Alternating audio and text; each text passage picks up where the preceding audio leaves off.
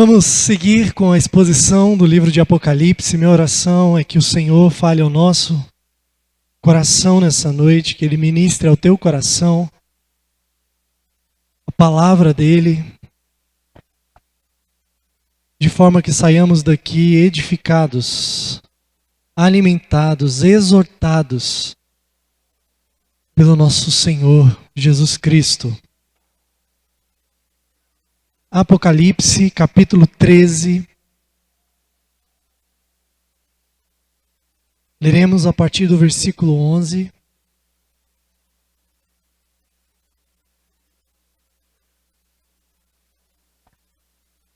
E seguiremos até o versículo 5 do capítulo 14.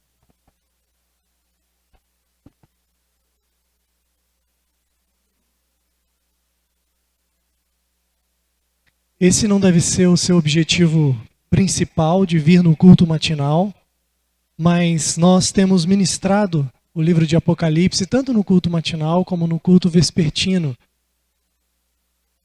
E seria de muito maior entendimento, de muito, talvez, uma facilidade de entendimento, melhor dizendo, uma completude maior, se você pegasse todas as exposições do livro de Apocalipse para entender completamente aquilo que os textos da palavra de Deus ensinam e instruem as igrejas, não apenas do primeiro século, mas de hoje também. Hoje pela manhã nós tivemos expondo a parte inicial do capítulo 13 e daremos sequência nesse momento a partir do versículo 11, que diz assim: Vi ainda outra besta emergir da terra. Possuía 2 chifres, parecendo cordeiro, mas falava como dragão. Exerce toda a autoridade da primeira besta na sua presença. Faz com que a terra e os seus habitantes adorem a primeira besta, cuja ferida mortal foi curada. Também opera grandes sinais, de maneira que até fogo do céu faz descer a terra diante dos homens. Seduz os que habitam sobre a terra por causa dos sinais que lhe foi dado executar diante da besta, dizendo aos que habitam sobre a terra que façam uma imagem à besta, àquela que, ferida a espada, sobreviveu. Ele foi dado comunicar fôlego à imagem da besta, para que não só a imagem falasse, como ainda fizesse morrer quantos não adorassem a imagem da besta.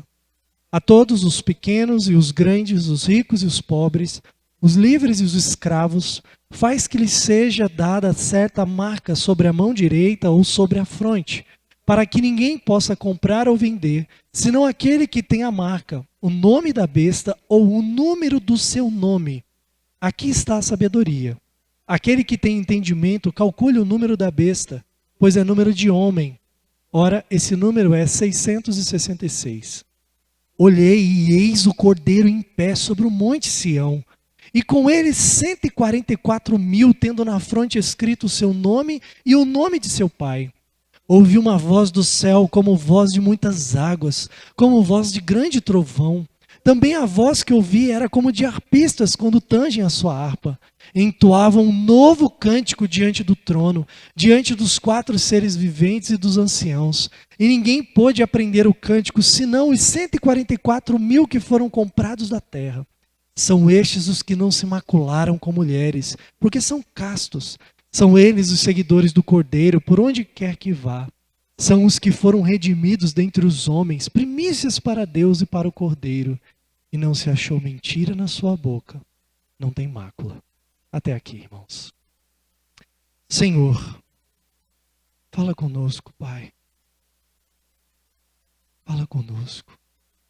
Se teu Espírito Santo não falar aqui nessa noite, Deus, nada pode transformar a nossa vida. Só o Senhor, só a tua voz nos dá direção. Só o Senhor pode nos transformar. Só o Senhor pode salvar. Só o Senhor pode agir no mais íntimo do nosso coração.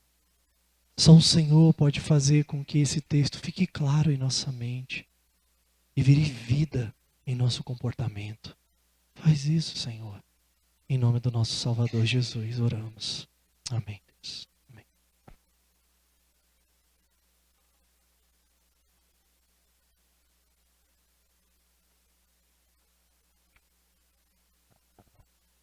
Essa é a quarta vez que João, então, está aqui contando a mesma história. Você que tem escutado as mensagens já há 2 meses, desde o capítulo 1 de Apocalipse, você claramente já percebeu que a história é contada de ângulos diferentes, e em especial nessa vez, ou nessa sessão do capítulo de número 12 até o capítulo de número 14 de Apocalipse, nós vemos um ângulo mais voltado para mostrar, tendo como pano de fundo Gênesis 3, a inimizade entre o filho da mulher, ou seja, Cristo, e o dragão, ou seja, Satanás.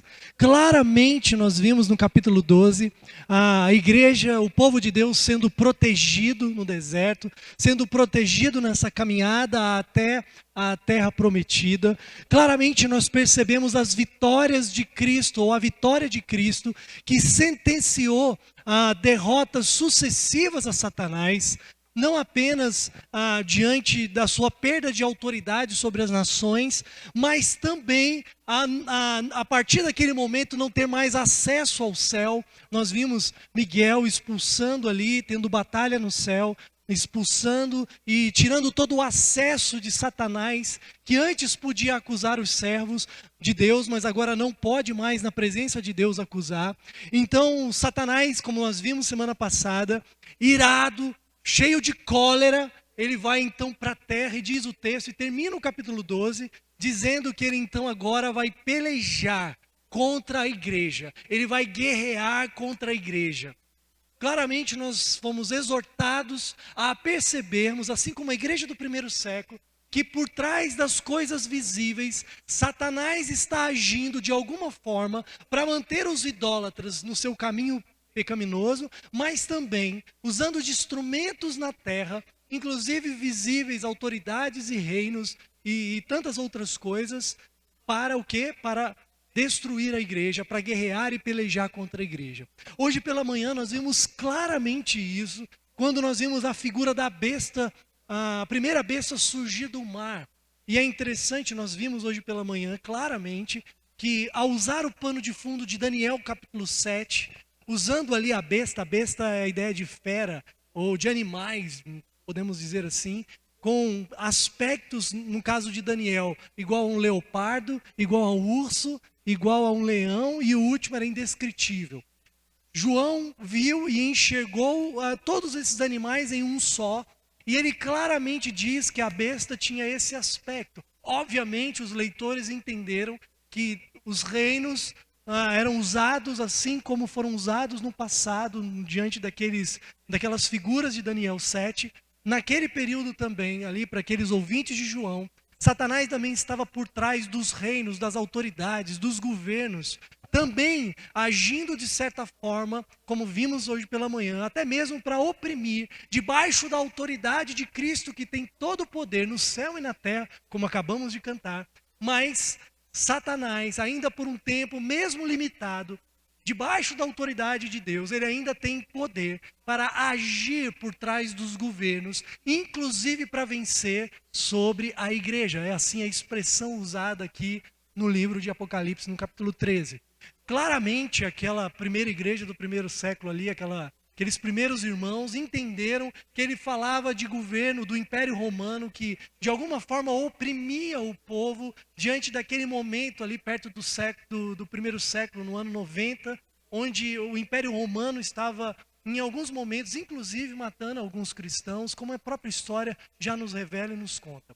A grande verdade é que nós vemos e percebemos, inclusive na descrição, que essa besta tem poder sobre 42 meses. Claramente nós olhamos e vemos, à luz desse número simbólico no livro de Apocalipse, que não apenas havia uma besta no primeiro século, mas assim como o apóstolo João disse que haveria de vir o anticristo, ou seja, num clímax final, há de vir também muitos anticristos, ou já naquela época, já existia anticristos, ou seja, bestas, instrumentos de Satanás na história, agindo, sendo de alguma forma norteados pelo próprio dragão para fazer permanecer os idólatras no pecado e ao mesmo tempo destruir a igreja, oprimir a igreja e de alguma forma causar pressão sobre a igreja. Claramente a gente observa isso, e aqui eu estou apenas dando um resumo, para aqueles que não estiveram aqui pela manhã possam compreender. Porque nesse exato momento, no versículo 11, surge então agora uma segunda besta. Se a primeira besta mostra uma ideia de opressão externa sobre a igreja, a segunda besta então agora ela se revela sorrateira dentro da igreja.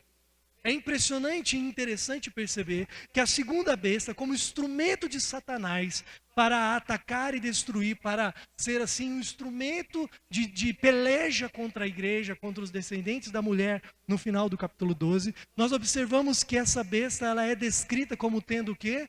2 chifres, parecendo o quê? Cordeirinho. Parecendo com cordeiro, mas tem um detalhezinho aí, a fala é como o quê? De dragão. É interessante porque se a primeira besta tem como pano de fundo o capítulo 7 de Daniel, a segunda besta tem como pano de fundo Daniel capítulo 8, lembra? Os 2 animais, o bode e o carneiro. E o carneiro tinha o quê? 2 chifres, que naquele período era o sentido do Império Medo-Persa, aquela ideia. Mas é interessante como João usa como pano de fundo, ele traz para dentro do Apocalipse, só que o cordeiro dentro de Apocalipse, o carneiro morto, o que quer que seja, se refere a outra pessoa, quem? Cristo. E ele menciona, então, ele faz uma junção com esse pano de fundo, diz que essa besta parece com um cordeiro, mas tem fala de dragão. Olha o que ele está sintetizando como característica dessa ideia dessa segunda besta. Se uma oprime a igreja, influencia, causa uma pressão sobre ela externa, sobre a igreja, agora ela é sorrateira, ela parece cordeiro, mas tem fala de dragão, ela tem aparência, a ideia aqui é de engano, de dissimulação. Em outras palavras, e você vai entender bem, é lobo em pele de ovelha.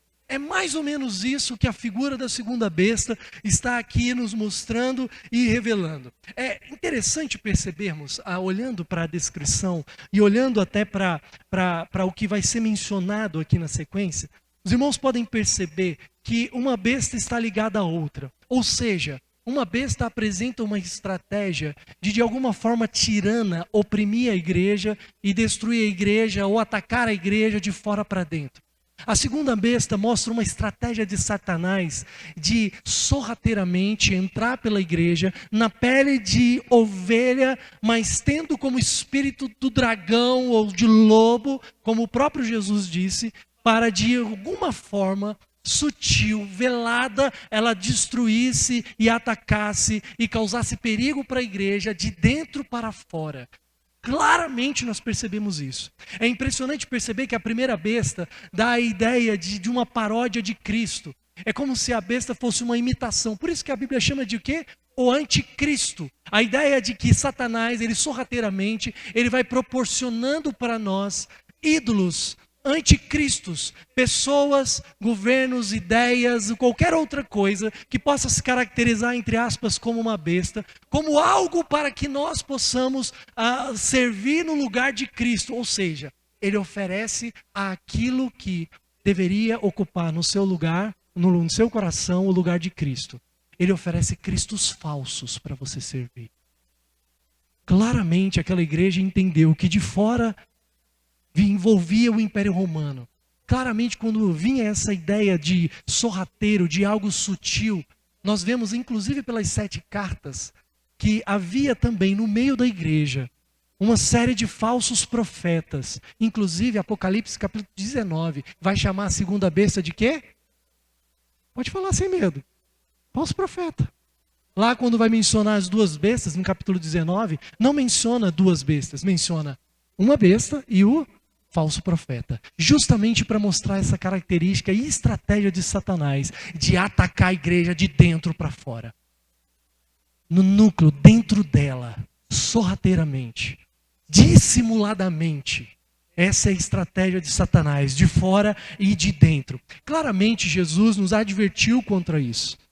Claramente o próprio apóstolo João, o texto que o Fred leu aqui no começo do culto diz isso. Eis que vem o anticristo, mas já há anticristos em nosso meio. E na sequência ele diz, olha, há vários anticristos. E ele diz, eles saíram do nosso meio. Às vezes nós temos, irmãos, uma ideia ecumênica de dar as mãos e de vamos nos abraçar e vamos andar todo mundo junto e a gente tem que ser cordial e é lógico que a gente age com amor, a gente prega o evangelho, mas a gente não flerta com falso profeta, a gente não brinca com doutrina. Recentemente eu ouvi de um pastor dizendo que não era importante, por exemplo, a gente estudar e falar de doutrina. A igreja, ou as 7 igrejas, estavam sendo repreendidas por Cristo porque elas seguiam o quê? Outras doutrinas. Porque crer em doutrinas falsas é cair na lábia da fala de quem? Do dragão, ou seja, da segunda besta, que parece cordeiro, mas tem fala do pai da mentira. Do pai da mentira. Essa é a estratégia de Satanás e sempre foi. Como é que ele enganou Eva? Com mentira. Como é que ele engana a igreja do primeiro século? Com mentira. Como é que ele engana a igreja hoje? Com mentira, irmãos. Nós às vezes estamos tão desapercebidos. A estratégia de Satanás, e nós precisamos compreender a vida muito além do que nós podemos ver. Às vezes estamos tão distraídos com tantas coisas. Jesus exortou, os apóstolos exortaram. Os apóstolos gastaram a vida inteira para escrever cartas, para ensinar uma igreja a viver pela verdade. Você pode imaginar isso? Os caras morreram para isso. Eles morreram para dizer para a igreja que ela não podia ceder às mentiras. Paulo, quando ele estava para morrer, já sabendo que ia para Roma e algo ia, na verdade, descer para Jerusalém e ia ser preso, inclusive ser morto, o que ele diz para os presbíteros de Éfeso? Eu sei que no meio de vós vai levantar lobos ferozes quando eu for embora. Vão levantar. E ele diz assim para os presbíteros: no meio de vocês vão se levantar pessoas que vão pregar mentiras. Ele diz isso na cara deles. Porque não se brinca com falso ensino, não se brinca com falsa doutrina, não se brinca com a verdade. Claramente, essa é uma exortação e uma realidade e estratégia de Satanás diante desse mundo. A igreja hoje, meus irmãos, de certa forma, não tem compreendido a natureza das estratégias de Satanás e dos perigos que ela corre. Lamentavelmente, nós estamos preocupados com o nosso trabalho, nós estamos preocupados com a nossa vida, estamos preocupados em ganhar dinheiro, tem gente que já está pensando na aposentadoria, tem gente que espera do governo essas coisas, e isso é uma espécie de anticristo, mesmo num governo democrático. Falei isso aqui hoje de manhã. E nós estamos esperando de pessoas, de governos, de etc., daquilo que deveríamos esperar apenas do nosso Senhor. E isso é um ídolo para nós. Estamos vivendo uma vida despreocupada. Nós precisamos acordar, a igreja precisa acordar. Estamos vivendo num período pós-liberalismo teológico. Um nome bonito, né? Mas que significa vale tudo. Vale tudo. Como se nós pudéssemos comungar com o mundo. Como se nós pudéssemos viver de qualquer maneira, sem se preocupar com a verdade. Queridos irmãos, isso é ser derrotado por Satanás. Isso é não perceber as armadilhas de Satanás. Essa fala não tem nada a ver, isso é coisa do diabo. Sem medo de dizer. Tem a ver sim, há uma verdade. E essa verdade é Cristo Jesus, nosso Senhor. Ele é a verdade, Ele é o caminho, Ele é a vida. E o que Ele diz é a verdade. A grande questão é, você vive por ela? Você cai na lábia? Essa é a pergunta. Porque nós estamos falando aqui de estratégias de Satanás. Aquela igreja precisava estar atenta e nós hoje precisamos estar atentos. Claramente a igreja precisa acordar, a igreja precisa entender isso. A igreja está se deixando levar pela maré desse mar. Só que segundo o Apocalipse, mar é o quê? O território do inimigo. Estamos indo com a maré. O povo de Deus tem que ser contra a cultura. Se você está vivendo igualzinho a alguém ímpio nessa vida, alguém que não tem Cristo, se a sua vida, seus alvos, seus sonhos são a mesma coisa, você não adora Cristo. Eu não adoro Cristo. Se a minha vida é igualzinha do ímpio, se o teu alvo, o teu objetivo de vida é igualzinho de um ímpio, senta do lado do ímpio e pergunta para ele, quais são os seus alvos de vida? Se ele disser alguns dos seus alvos, pode ter certeza. Porque o que a Bíblia diz é que aqueles que não são selados são seguidores da besta. Se os sonhos, os objetivos, os alvos daqueles que são seguidores da besta é iguaizinhos os alvos que você tem para a sua vida, dizendo que é de Cristo, se engane. Não se engane. Por quê? Porque envolve identificação, envolve seguir. E é isso que o apóstolo João está dizendo aqui, através dessa descrição. Ela é sorrateira, por dentro ela vem falando. O texto comprova isso que eu estou falando. Olha só o que diz o texto aqui. Diz que essa besta, ela dá autoridade para a primeira besta, ou seja, sorrateiramente, por dentro da igreja, essa ideia dos falsos profetas, eles nos conduzem aos ídolos dos ímpios, da humanidade, seja governo, seja autoridade, ou qualquer outra coisa que possa significar a besta. É a ideia de que sorrateiramente de dentro, ele te impulsiona aquilo que por fora você recebe pressão para viver e ceder. É isso que significa. O inimigo de fora da igreja. Mas ele manda seus enviados dentro. E de alguma forma isso tem acontecido em toda a era. Sempre haverá joio no meio do trigo. Sempre haverá. E sabe qual é a razão do joio no meio do trigo? A mesma que Deuteronômio 13 diz que falsos profetas poderiam cirandar dentro do povo de Israel. Lembra-se lá? Qual era a razão? Para que a igreja fosse provada. O joio está no nosso meio para que você seja provado. Para saber o que está no teu coração. Vai lá e vê. Deuteronômio 15. É a mesma ideia. A mesma ideia. O nosso entendimento não pode ser raso quanto a isso. Mas olha só como é atrativo isso. Ele faz com que a terra e os seus habitantes adorem a primeira besta cuja ferida mortal foi curada. Hoje pela manhã eu expliquei isso. A ideia de que ele oferece um Cristo falso para que a igreja adore, para que a igreja largue o verdadeiro Cristo e de alguma forma siga a besta. Ele faz isso, ele opera sinais de maneira que até fogo do céu faz descer a terra diante dos homens. Quem fez sinais? E quem foi o outro personagem que fez descer fogo do céu no Antigo Testamento? Moisés e Elias. Sinais, Moisés, descer fogo do céu, Elias. Peraí, no capítulo 11, qual era as duas testemunhas lá e qual era o poder delas? E com quem elas se identificaram? Com Moisés e com Elias. Observa a conexão aí. Claramente a besta, ela se finge de igreja, mas é lobo em pele de ovelha. Olha a estratégia de Satanás. E ele usa figuras aqui, pirotécnicas, para descrever alguém que de alguma forma dissimula dentro da igreja para enganá-la.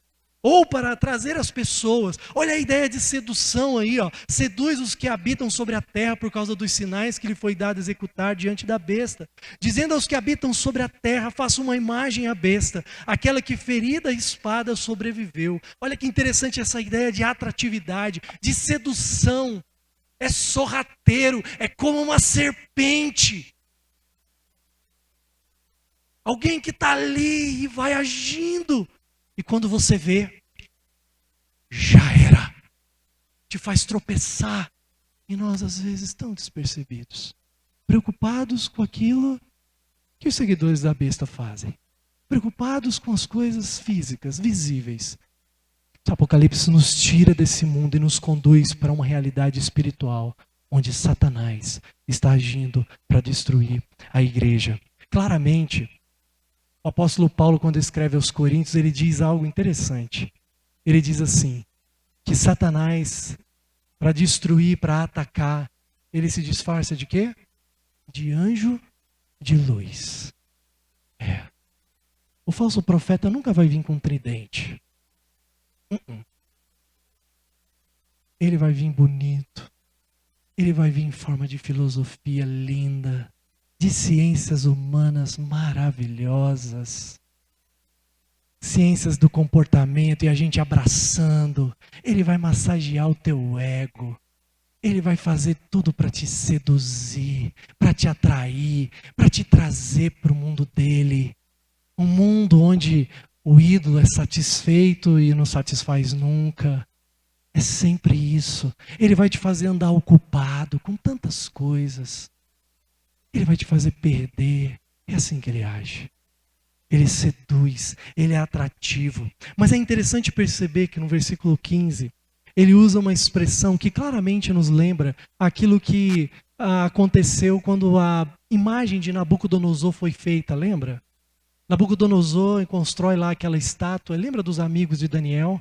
Eles se rejeitaram o quê? A se curvar. Quando preguei aqui há algumas semanas no livro de Daniel, eu disse que as histórias de resistência para não se contaminar com o mundo da Babilônia era um exemplo diante da resignação que o povo de Deus, não apenas naquele período diante da Babilônia, deveria ter, assim como a igreja do primeiro século também deveria ter, e como nós hoje devemos ter, diante dos ataques de Satanás, diante desse mundo dominado por Satanás. Porque o mundo jaz no maligno, irmãos. Claramente a resistência de Daniel e seus amigos é o exemplo para nós, e isso fica claro com as descrições ditas aqui, colocadas aqui. E ele diz: todos, os pequenos, os grandes, os ricos, os pobres, os livres e os escravos, faz que lhes seja dada certa marca sobre a mão direita e sobre a fronte, para que ninguém possa comprar ou vender, senão aquele que tem o quê? A marca, o nome da besta e o número do seu nome. Olha que interessante isso aqui. Ele está dizendo que, de alguma forma, uma pessoa que vai ser uma seguidora de Cristo, de alguma forma vai ter que ter perdas. E aqui ele usa uma expressão de perda econômica. Ou seja, pensa comigo, você é um cidadão lá no Império Romano no primeiro século, e se você não comunga com o Império Romano, se você não é um adorador de César, do Tito Domiciano, se você não é e não comunga com tudo aquilo que aquele momento, o mundo e tudo aquilo que estava acontecendo naquele período, de alguma forma havia animosidade do Império, havia animosidade das pessoas que viviam nesse mundo e eram dominadas por Satanás. E a igreja, de certa forma, se via acuada. Assim como Cristo marca os seus, a besta também marca os seus. E mais do que isso, porque diz que o número se refere ao quê? A um nome. E daqui a pouquinho eu vou me aprofundar um pouquinho, mas eu preciso adiantar um pouquinho aqui, antes de entrar no primeiro versículo do capítulo 14. Mas nome na Bíblia tem a ver com o quê? Com caráter. Tem a ver com identificação. Quando ele diz que as pessoas estão marcadas e tem o número do nome da besta em si, ele está dizendo que os adoradores da besta se identificam com a besta. Ou seja, vivem na mesma natureza da besta, que no fundo é o quê? Do dragão. Ora, se o mundo jaz no maligno e eu vivo como o mundo, eu me identifico com quem? Com Cristo? Não, eu me identifico com... Pode falar, irmão, sem medo. Diabo. Com Satanás. É essa a ideia. Assim como Cristo marca os seus, ele também marca na fronte os seus seguidores. E é interessante porque esse versículo 18 ele é meio controverso, né? Aqui está a sabedoria. Aquele que tem entendimento, calcule o número... E calcule o número da besta, pois é número de homem, né? Ora, esse número é o quê?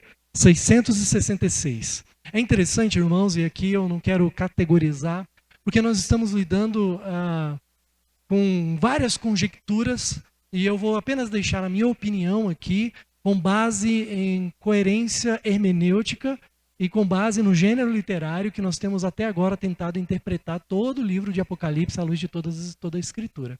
Algumas pessoas já disseram, por causa dessa expressão é número de homem, dizer que é um número por causa de gematria. Gematria é um critério de transformar números em letras alfabéticas. Então já tem gente fazendo conta aí da Nero, já fizeram conta e disseram que da Tito, que era o primeiro nome do Domiciano, que era o imperador desse período. E eu não estou dizendo aqui que não é, e eu não quero entrar em nenhum tipo de polêmica nesse sentido. Mas eu gostaria de dar a minha opinião aqui quanto ao que significa esse número, porque há critérios hermenêuticos que podem nos fazer aproximar e dar coerência ao texto. E eu vou explicar aqui.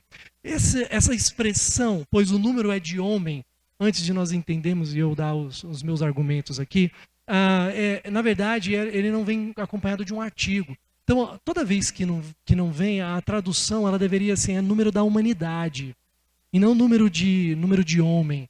Na verdade, ele está dizendo que, assim como aqueles que recebem a marca recebem o número da besta, que os seguidores ou a humanidade que segue a besta também tem esse mesmo caráter, é identificado com a besta. É essa a ideia. Então aqui não quer dizer que é número de homem e agora a gente tem que ficar achando código. Não é isso. E por que a interpretação precisa ser simbólica, na minha opinião? E eu vou deixar claro aqui. Porque todos os números em Apocalipse nós interpretamos como? Literalmente? Não, simbolicamente. No versículo 1 do capítulo 14, os 144 mil, que é um número que aparece aqui, nós já vimos antes, ele é simbólico ou é literal? Ele é simbólico. Olhando aqui para o texto, nós percebemos que o número se refere ao quê? Ao caráter, ao nome da besta e também dos seus seguidores. Observa como o número, ele é um número simbólico, olhando para os princípios hermenêuticos e aqui do gênero literário apocalíptico, profético apocalíptico, que a ideia aqui é apenas emitir uma mensagem que representa não apenas a besta, mas todos os seus seguidores. Ou seja, o que significa então 66, ou 6, né, 3 meias, ou a tríplice 66, 666? Na minha opinião, já que o número 7 representa a completude de Deus, os 6 representam a completude da incompletude. Satanás, ele tenta imitar Cristo. O falso profeta tenta apontar para um falso Cristo, mas ele jamais será Cristo. A humanidade não vai se identificar com Cristo, o verdadeiro, porque somente os selados se identificam com Cristo. Então, para mim, 666 nada mais é do que a incompletude do 777 da Trindade. Dragão, besta, falso profeta. Pai, Jesus, Espírito Santo. Para mim, é isso. Se os irmãos pensam diferente, não tem problema nenhum. Se esse versículo não estivesse aqui, talvez a gente não muda a interpretação e o entendimento. Mas claramente, para mim, é a completude da incompletude. Ele jamais será. E nós vimos que a besta e a segunda besta, elas são o quê? Uma paródia, um anticristo, um falso Cristo. E é isso que é lindo na sequência do texto. Porque até agora nós vimos a besta e os seus seguidores. Mas quem que surge no versículo 1? Olha aí. Surge o verdadeiro Cordeiro. Surge o Cordeiro de Deus que tira o pecado do mundo. Até agora está falando de um falso cordeiro, aquele que tem fala de dragão, mas agora surge o quê? O verdadeiro cordeiro. E é interessante perceber que ele está o quê? De pé sobre o monte Sião. É interessante perceber isso, e agora começa a se fazer um contraste.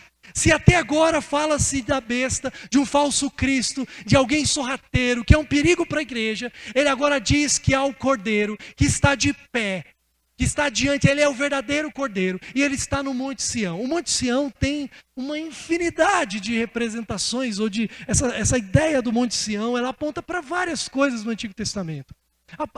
Aponta para o templo, aponta para o lugar do santuário, aponta para o povo de Deus, mas claramente nós vemos uma conotação extremamente ligada à ideia do lugar onde Cristo vai reinar, ou a terra prometida, a ideia celestial da Nova Jerusalém. Vimos isso em Joel: aquele que invocar o nome do Senhor será salvo e habitará no Monte Sião. Profecia de Joel falando da eternidade. Então ele menciona um cordeiro agora, e ele é verdadeiro, e os 144 mil está junto com ele aonde? No Monte Sião, cujo Novo Testamento vai dizer que é a Nova Jerusalém, onde nós habitaremos. E ele diz o quê? Os 144 mil, como nós já entendemos em outros textos anteriores a esse, é o quê? É a igreja, é o número simbólico daqueles que são marcados pelo Cristo verdadeiro. Se aqueles que são seguidores da besta, de alguma forma recebem a marca da besta, são identificadas com a besta, agora os 144 mil, que é a igreja de Jesus, eles servem não o falso Cristo, mas o verdadeiro Cordeiro de Deus, que tira o pecado do mundo. E eles são o quê? Marcados. Marcados com o quê? Olha aí. Com o nome do Pai. Ou seja, eles têm o caráter de Cristo em si. Eles são marcados pela natureza santa de Deus sobre eles.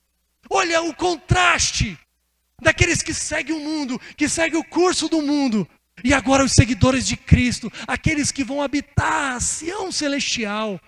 E eles são marcados, eles têm o nome do Pai, o nome do Filho em si, escrito está o nome neles. Toda essa expressão de identificação. A igreja é diferente do mundo, irmãos. Nós não vivemos, olha o que a visão está mostrando, é um contraste. Um contraste. Se você se diz selado por Cristo, não faz sentido viver como o mundo. Em nome de Jesus, mude a tua vida. Assume um compromisso com Jesus. Porque o que eu estou dizendo aqui não é mentira. Se eu quisesse te agradar, eu dizia outra coisa nessa noite.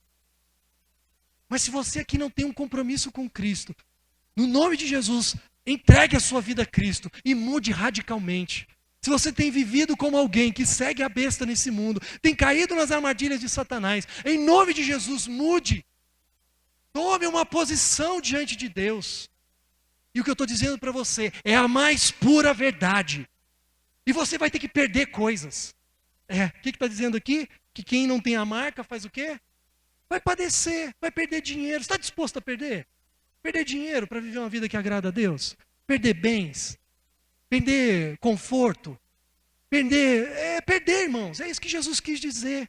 Eu acho que a gente não compreende ainda a natureza daquele versículo. Perder a vida para o quê? Para salvar. Aqui no capítulo 12 diz que aqueles que foram comprados, o que eles fizeram? Eles amaram mais a Cristo do que a própria vida. Por isso que essa igreja do primeiro século entregava a vida. Eles morriam por Cristo. Irmãos, eu estou falando de faca no pescoço. Eu estou falando de cristãos sendo mortos por feras. Eu estou falando de uma igreja que de alguma forma estava acuada. Estava sendo pressionada. Por fora e por dentro. Nós às vezes estamos vendo aqui no século 21 e estamos dizendo que não tem nada a ver. Não caia nessa mentira. A forma como você cria os seus filhos tem a ver se você segue a Cristo ou segue a besta. A forma como você trabalha vai mostrar se você segue a Cristo ou segue a besta. A forma como você lidar com o seu dinheiro, a mesma coisa. A forma como você é marido, como você é esposa, a mesma coisa. Não tem neutralidade nesse mundo. Se você é selado, identifique-se com aquele que te marcou. E quem te marcou? Cristo. Se você se identifica com a besta, então assuma pelo menos isso. Mas seja sincero consigo mesmo. Não se engane. Por que Jesus disse que pessoas que vão se enganando, diante dele vão fazer o quê? Eu pensei que era selado. Pensei. Jesus vai dizer o quê? Eu nunca vos conheci. Não adiantou. Nunca vos conheci. Nunca. É esse contraste que a visão está mostrando. Um perigo, de alguma forma, armadilhas colocadas pelo próprio Satanás. E aqui ele então mostra uma outra realidade. Daqueles que verdadeiramente são marcados. Então tem o Cordeiro, eles estão em Sião. E a visão mostra vozes. E é interessante que parece a união de todo o céu com a igreja adorando. Olha só o que diz aqui, ouvi uma voz do céu como voz de quê? Muitas águas. Mas aí ele vê também uma voz de grande trovão. E depois ele diz que é uma voz também como de harpistas. É interessante, ele vai dando várias descrições para dizer como parecia a voz. E sabe o que significava essas vozes? Eles estavam cantando o quê? Um novo cântico. E diz que esse cântico só conhece quem é selado. Somente os que são selados. Você sabe por que os adoradores da besta nunca vão poder aprender esse cântico? Porque a salvação que alcançou os selados não diz respeito àqueles que não têm o selo de Deus. Quem tem o selo de Satanás, desse mundo, que vive conforme esse mundo, não tem parte no novo cântico. Porque esse novo cântico já foi dito lá no capítulo 5, lembra? O cântico que foi cantado? Digno é o Cordeiro. De quê? De abrir os selos. Porque foi o quê? Porque foste morto. E com teu sangue compraste. Ou seja, somente os comprados de todas as nações, povos e línguas podem cantar esse novo cântico na Sião celestial. Observe o contraste. Os marcados pela besta não podem. Não podem. Porque esse cântico não diz respeito a eles. Esse cântico não revela a obra. Olha só o que diz aí o texto. Olha aí o que diz. Senão os 144 mil que foram o quê? Comprados da terra. Claramente. Ele liga o novo cântico ao sacrifício de Cristo por aqueles que são selados. E finalmente ele faz o quê? Descreve os 144 mil, ou seja, a igreja, fazendo também um contraponto contra o grupo que segue a besta aqui nessa visão. E ele diz aí, olha, são estes os que não se macularam com mulheres, porque são castos. São eles os seguidores do Cordeiro por onde quer que vá. São os que foram redimidos dentre os homens, primícias para Deus e para o Cordeiro. E não se achou mentira na sua boca. Não tem mácula. É engraçado que quando eu vejo as cartas às 7 igrejas, a igreja não parece com isso aqui. Né? Eu olho e peço licença, eu olho para nós aqui, a Betel, eu também não consigo ver isso aqui. Não somos perfeitos. Eu olho isso aqui, ó, imaculados, não há mentira, são santos. Mas é assim que Deus vê a igreja em Cristo Jesus. Que graça! Ele olha para mim e diz assim, a noiva pura. E eu sou um desgraçado pecador. Você pode imaginar o que é isso? Ele olha para a igreja Betel e aqueles que são verdadeiramente selados, e ele diz, é noiva pura. Paulo aos Efésios, ele repete, inclusive, algumas dessas expressões aqui do grego. Ele diz, igreja pura, sem mácula. E ele diz no capítulo 11 da 1 Coríntios, ele diz assim, eu zelo por essa igreja, para apresentá-la o quê? Santa e pura. Que coisa! Que paradoxo é esse? Somente Cristo Jesus e a Ele toda a glória, todo louvor. Somente por causa dele nós entraremos na Sião celestial. Mas ao mesmo tempo, irmãos, como é que você se sente quando recebe um elogio que você não merece? Qual é o sentimento? Constrangimento. Imagina a igreja que estava alguns versículos antes sendo exortada para o seu pecado, agora sendo chamada de pura. Isso devia provocar neles uma admoestação, uma exortação profunda para uma vida diligente na presença de Deus em Cristo. Lembra, eles são marcados pelo nome, é pelo caráter. Não faz sentido viver pelo caráter da besta. Nós somos chamados, irmãos, a vivermos identificados com Cristo. Quando alguém me elogia com algo que eu olho e falo assim, eu fico constrangido. É por isso que o apóstolo Paulo diz que o amor de Deus nos constrange. Quando você é elogiado por algo que não merece, ou qualificado com algo que não diz respeito a você, você fica envergonhado. Meus irmãos, essa vergonha em Cristo precisa se transformar em vida diligente, em vida identificada com Cristo. Porque a exortação para as 7 igrejas se faz presente para nós. Uma igreja estava tolerando Jezabel no meio dela. Representava falsos profetas ligados a Balaão. Pessoas descompromissadas dentro da igreja, e Cristo diz, se você não se arrepender, eu vou vir contra você. Arrepende-te. Compre roupa de mim. Compre colírio, você é cego. Percebe? Que os elogios de Deus em Cristo, voltados para a santidade, também deveriam provocar constrangimento naqueles que de alguma forma se identificavam com Cristo. 2 grupos. Uma natureza espiritual. Ataques de Satanás. Como nós vamos viver? Nós precisamos nos posicionar, irmãos. Em nome de Cristo, você precisa se posicionar. Você precisa não apenas crer em Cristo, mas viver por Ele. Essa semana, estudando e olhando o livro de Apocalipse, você percebe que muitas vezes Apocalipse conecta fé em Jesus com guardar os mandamentos. Fé em Jesus e as obras acompanhando. Nós vamos ver isso semana que vem no culto matinal. Diz que as obras acompanham aqueles. Ele não diz que a fé acompanha, porque naturalmente, na cabeça, claro, do próprio Deus que inspirou João e nas visões, ele entende e compreende que fé que não produz vida em nós, vida piedosa, não é fé. Então dizer que você é seguidor de Cristo, mas vivendo como um ímpio seguidor da besta, não faz nenhum sentido. Você é identificado e as suas obras e as minhas obras mostram com quem eu ando, com quem eu sigo, com quem eu norteio a minha vida. Se é Cristo, assuma seu compromisso com Cristo. Se é com a besta, vai. Foi isso que Jesus disse. Vocês não querem ir, não? Jesus não tinha problema nenhum em mandar a gente embora. Essa é uma mensagem que não agrada muito, né? Mas é isso mesmo. Você quer seguir a Cristo? Então venha. Como ele fez. Vinde a mim. Desgaste. Você vai perder a vida. Vai ser difícil.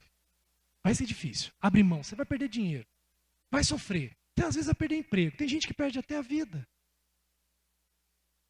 Agora, quer ir embora? Vai embora.